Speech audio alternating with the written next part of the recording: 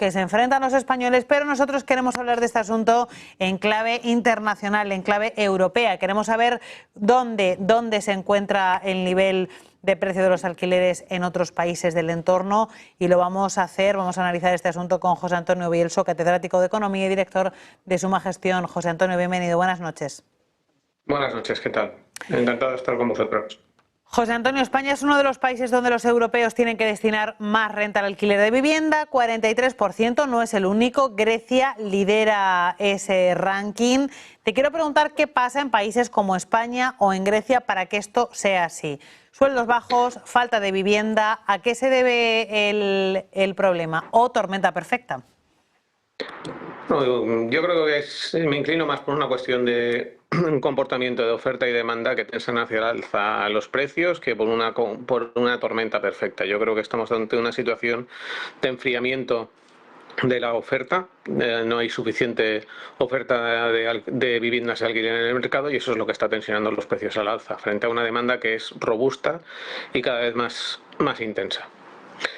Si nos referimos a lo que está sucediendo en el conjunto de la Unión Europea, pues podemos ver o observar que existen tres tipos de políticas distintas a través de las cuales los distintos países europeos están acometiendo la problemática de la vivienda. La primera de todas es el control de precios, que es en la que estamos inmersos en el caso español, y aunque no somos los únicos, es una política de ataque para la cuestión de los precios de la vivienda bastante atractiva dada su inmediatez y no exenta de algunos riesgos, como por ejemplo la generación de dualidades dentro de la población con determinados grupos o incluso geográficas.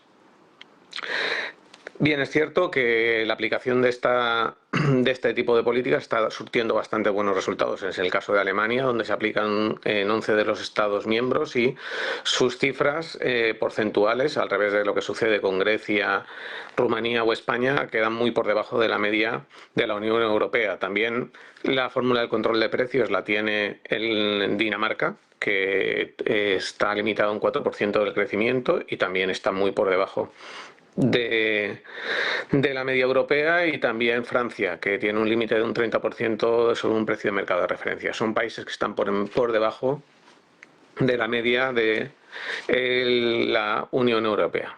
Otra de las actuaciones que están realizando los países europeos y que está deviniendo en el comportamiento de los precios es la provisión de viviendas de alquiler.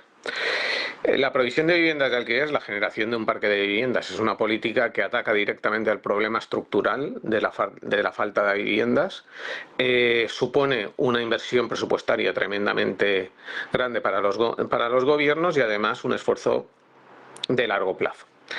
Bien, es cierto que suerte también unos resultados bastante positivos. Tenemos el caso de Austria, que está casi 20 puntos menos que España en ese índice al que has hecho referencia, del 50% de españoles que tienen que invertir más del 50% de su salario en el pago del alquiler. El caso de Austria tiene un parque de viviendas de alquiler del 24% de alquiler social, que llega al 60% en el caso de Viena, y está surtiéndole un gran resultado. También tenemos el caso de Suecia, donde está el 20% de viviendas sociales, un parque del 20% de viviendas sociales de alquiler, con 15 puntos, también por debajo de España. Otros países, pues Dinamarca, Reino Unido, Francia, también tienen un mejor comportamiento que el caso español, griego o rumano, quedando por debajo de la media, y también con parques de viviendas sociales que saltan del 17 o al 20%.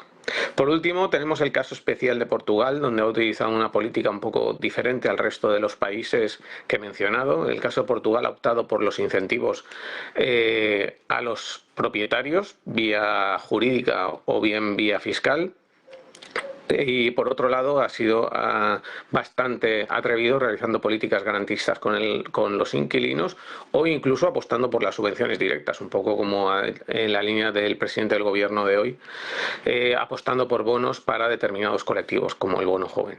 El caso de Portugal, utilizando esta estrategia, también se encuentra por debajo, 10 puntos por debajo de los niveles en los que se están moviendo España, Grecia y Rumanía. Como vemos, el caso de estos tres países es un caso, digamos, extremo, y quizás pues lo que refleja es la falta de una coordinación de políticas de vivienda de alquiler que estimulen la oferta de viviendas, porque cualquiera de estas actuaciones está surtiendo efectos, cierto es que unas más que otras.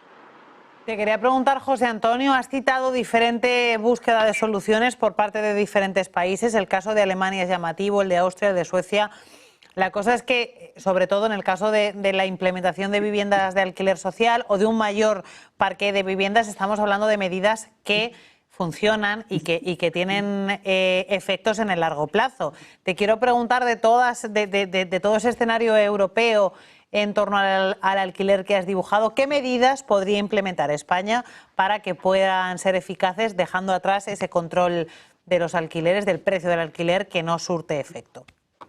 Desde mi punto de vista, lo que tendría que apostar España es por intentar poner en circulación una parte de ese parque de viviendas de carácter residencial que ahora no están siendo ni alquiladas ni están siendo vendidas, sino que simplemente están en una situación de stand-by por falta de seguridad jurídica, por falta de incentivos a los propietarios, incentivos por ejemplo, que pueden ser de carácter fiscal, como es el caso que mencionaba de Portugal, y por una apuesta hacia subvenciones de determinados colectivos que sean los más necesitados. Como señala el informe de la Unión Europea, tenemos el caso de las personas mayores, de los jóvenes, que tienen una mayor dificultad para acceder a esos alquileres y puedan, digamos, afrontar el reto de alquilar. O sea, yo apostaría en este caso por tratar de poner en circulación todo ese parque de viviendas que a fecha de hoy se está encaminando hacia el alquiler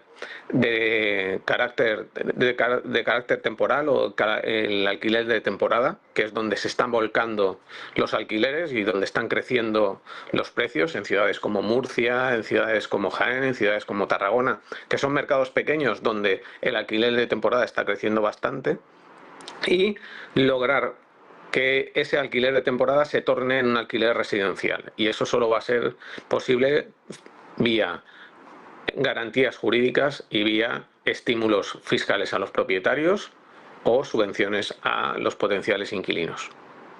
Estamos en un contexto ahora mismo, porque yo creo que nada de eso está sobre la mesa, así que estamos un poco en un escenario de callejón sin salida, viendo además cómo la situación es mucho más favorable en el resto de países de la Unión Europea, porque yo quería traer esta sección aquí para hacer un poco de fotografía global.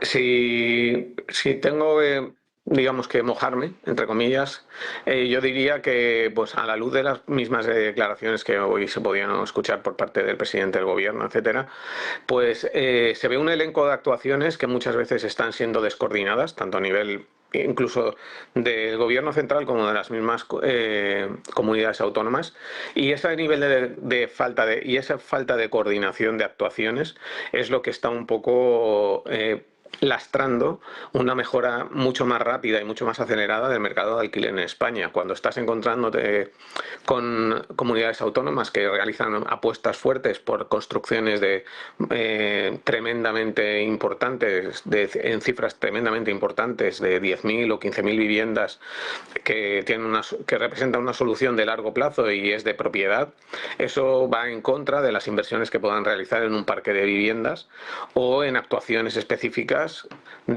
para el fomento del alquiler, con lo cual creo que hay una descoordinación en el conjunto de actuaciones que están tomándose dentro del mercado inmobiliario que hacen que estas no surtan todo el efecto que deberían surtir. Así es como nos vamos a despedir. Muchísimas gracias por habernos acompañado. José Antonio Belso, catedrático de Economía y director de Suma Gestión, un placer que nos hayas acompañado esta noche en el cierre de Wall Street. Muy buenas noches. Muy buenas noches y encantado.